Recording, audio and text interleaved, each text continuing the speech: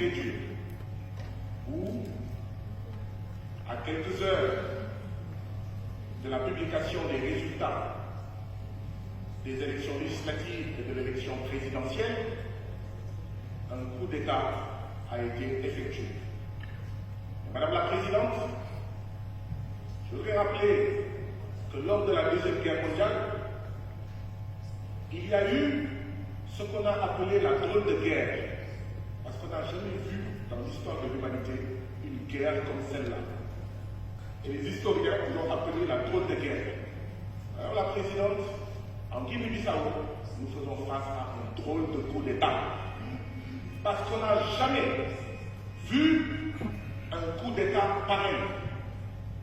Tous, nous savons ce qui s'est passé, Madame la Présidente du Parlement de la CEDEAO. C'est Embalo qui a fait un coup d'État à Emba.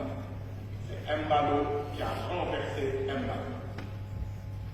Voilà ce qui s'est passé en Guinée-Bissau. Et Madame la Présidente, je voudrais rappeler que ce n'est pas la première fois que Embalo fait un coup d'État à Embalo. C'est au moins la deuxième fois.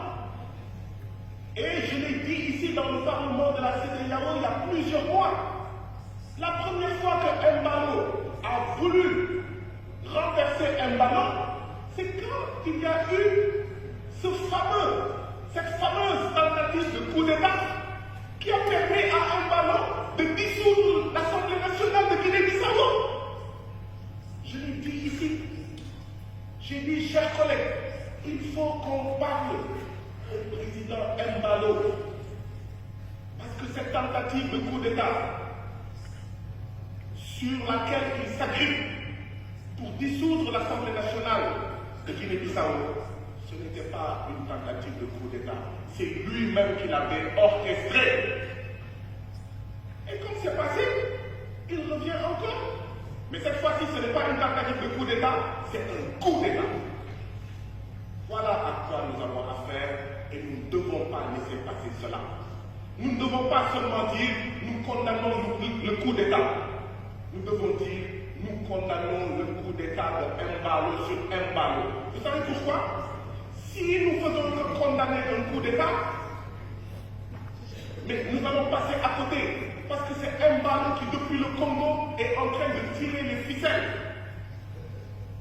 Madame la Présidente, les policiers, les gendarmes, les juges, quand ils font une enquête, on les a formés pour poser une question au début de chaque enquête.